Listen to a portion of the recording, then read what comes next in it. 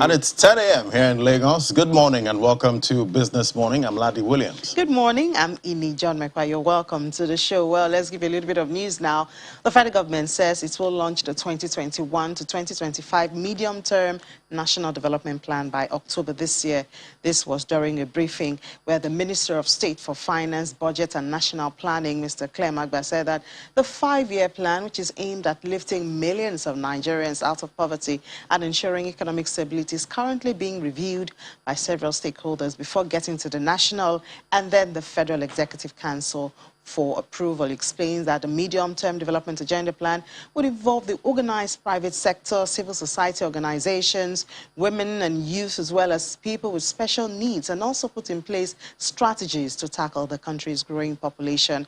Well, we do not just want to take this as a news piece, so we want to talk a little bit about this. What would make this economic plan different from others that the country has heard about, and what will make it effective compared to the previous ones? Well, we have Mr. Ayodiji Abel joining us now to share his thoughts on what should be prioritized in this. Good morning, Mr. Abel. Good morning, and thanks for having me. You're welcome. So just what considerations should the federal government give to this plan to make it more effective and, not just another plan that we talk about? Okay, thanks. Like you said, so that it doesn't look like just another plan, because when you look at, we have the ESP plan, that's the Economic Sustainability Plan, how much of that has been implemented. So I think the focus now should be what will be the framework for implementation, which is critical, and there should be milestones, and we can see the achievement. So for instance, if we are focusing on the agriculture sector, which I know would also be priority because we need that in terms of being self-sufficient to bring down inflation on food prices, as well as reduce demand for efforts for importing food items.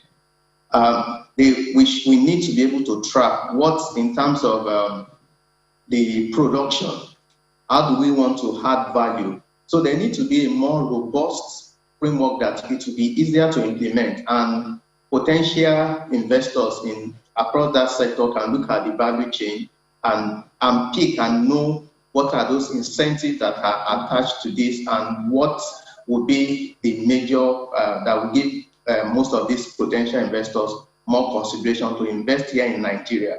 Because we shouldn't always forget, we are competing with other countries, especially our neighboring countries, and when they are going to site your factory, you are going to site production factory, people look at a lot of other factors. And we are hoping that the issue of insecurity, because it's going to be a major drag, no matter how beautiful the policy is, insecurity has to be taken care of for us to attract investment, or even apart from attracting investment, for us to be able to grow this economy. All right, Mr. Abel, but after the launch, how long should Nigerians expect to wait before we feel the impact in the economy? I think if it's properly, there's a major framework for implementation, I think we should begin to see traction even from year 1 to 2. So it may not be